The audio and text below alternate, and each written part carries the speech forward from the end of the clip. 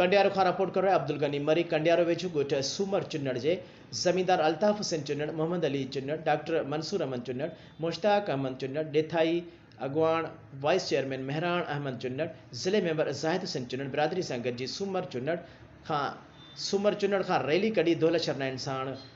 हालाणी पहुची NA 205 ते कामयाब सैद अबरार अली शाह साहब के